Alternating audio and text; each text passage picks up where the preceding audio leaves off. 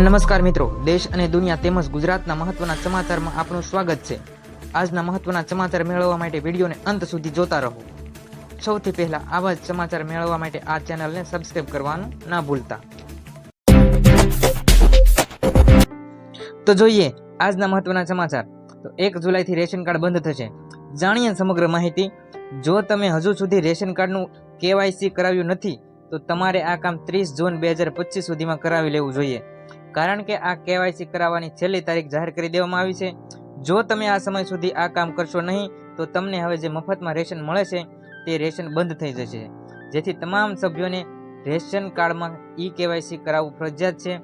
જો તમે રેશન કાર્ડની અંદર KYC કરાવ્યું નથી તો હવે તમને 1લી તારીખથી રેશન મળવાનું બંધ થશે।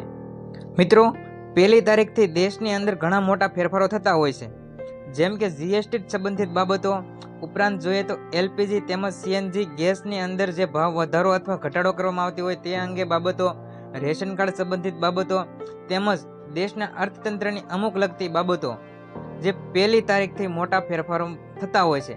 તો મિત્રો, આ 1 જુલાઈથી મોટા ફેરફારો થવા જઈ રહ્યા છે। બેન્કિંગ ક્ષેત્રના અમુક મોટા ફેરફારો આવ્યા છે। તો વિગતવાર આપણે એક પછી એક તમામ સમાચારો જોઈએ કે 1લી તારીખથી કયા કયા મોટા ફેરફાર થવા જઈ રહ્યા છે। તો જોડાઈ રહ્યો મિત્રો આ ચેનલ સાથે। અને મિત્રો, આ ચેનલમાં જો તમે નવા હોય તો આ ચેનલને સબસ્ક્રાઇબ કરો। આ ચેનલની અંદર સૌ પ્રથમ દેશ દુનિયા તેમજ ગુજરાતની અંદર બનતી તમામ ઘટનાઓ છે સૌ પ્રથમ રજૂ કરવામાં આવે છે। ઉપરાંત ખેડૂત અંગેની માહિતી તેમજ સરકારી યોજના અંગેની તમામ માહિતીને આ ચેનલમાં રજૂ કરવામાં આવે છે। ત્યારબાદ જોઈએ તો 1 જુલાઈથી પાન કાર્ડની અંદર પણ મોટા ફેરફાર થવા જઈ રહ્યા છે, જાણીએ સમગ્ર માહિતી। તો 1 જુલાઈથી પાન કાર્ડ માટે અરજી કરતી વખતે આધાર કાર્ડ જરૂરી ડોક્યુમેન્ટ બનશે। Central board of director tax CBDT એ આ સંદર્ભમાં માહિતી શેર કરી છે। આ પગલાંનો ઉદ્દેશ આ પ્રક્રિયાને ડિજિટલ સ્વરૂપ આપવાનો છે।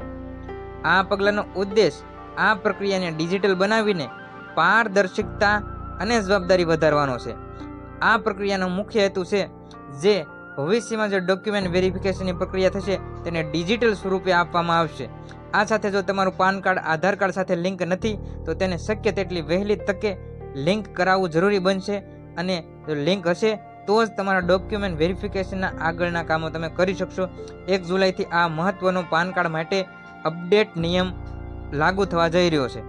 એટલે કે મિત્રો, સાદી અને સરળ ભાષામાં સમજીએ તો હવેથી તમારે પાન કાર્ડ સાથે કે પાન કાર્ડ કઢાવતી વખતે આધાર કાર્ડ નામનું ડોક્યુમેન્ટ એટલે કે આધાર કાર્ડ જરૂરી બનશે। ત્યારબાદ જોઈએ તો મહત્વના ખેડૂત સમાચાર લઈને આવી ગયા છે। 1 જુલાઈથી ખેડૂત પોર્ટલ ખુલ્લું મૂકવામાં આવ્યું છે। ખેતીવાડી ખાતાની વિવિધ યોજના છે તે હેઠળ ખેડૂતોને મદદરૂપ થવા માટે જે સહાય પૂરી પાડવામાં આવે છે, જે સાધન સામગ્રી પૂરી પાડવામાં આવે છે, તે સાધન સામગ્રી માટે ખેડૂત પોર્ટલ 1/7/2025થી ખુલ્લું મૂકવામાં આવ્યું છે। જાણીએ સમગ્ર સમાચાર। તો ખેતીવાડી ખાતાની વિવિધ યોજના હેઠળ નિદર્શન ઘટકો માટે ખેડૂત પોર્ટલ ખુલ્લું મૂકવામાં આવ્યું છે। આગામી તારીખ 1/7/2025 સુધી ખેડૂત પોર્ટલ પર નિદર્શન હેઠળના ઘટકોમાં સહાયનો લાભ લેવા માંગતા હોય તે તમામ ખેડૂતો અરજી કરી શકશે। 1 જુલાઈથી અરજી કરવાની પ્રક્રિયા ઓનલાઈન સ્વરૂપે નિર્દેશિત કરવામાં આવી છે।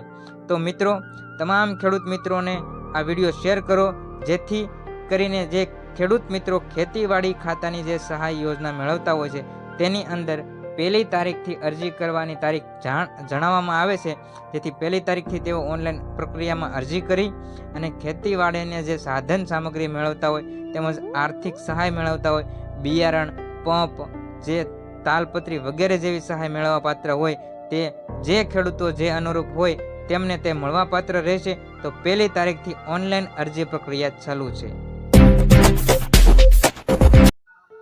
ત્યારબાદ જોઈએ તો દર મહિનાની 1લી તારીખે જે LPG તેમજ CNG નામની જે કંપનીઓ છે, ગેસની કંપનીઓ, તે પોતાના ભાવમાં મોટો ફેરફાર કરતી હોય છે।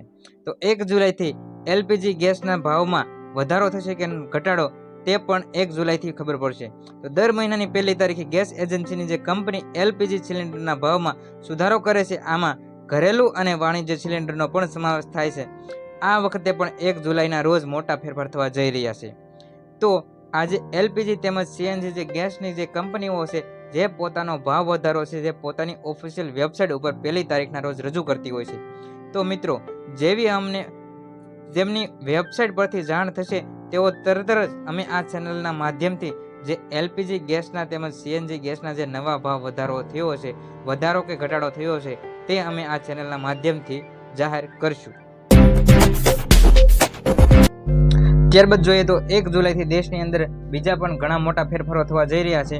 તો તેના વિશે પણ થોડી માહિતી મેળવી લઈએ. તો ભારતીય રેલવે 1 જુલાઈથી ટિકિટના ભાડામાં વધારો કરી શકે તેવી શક્યતા છે.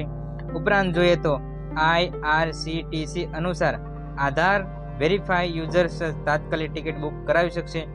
ઉપરાંત જોઈએ તો ICICI બેંકના ગ્રાહકોએ એટીએમમાંથી 3 ટ્રાન્ઝેક્શન બાદ હવે ચાર્જ લાગશે તેવી પણ જાહેરાત થઈ શકે છે.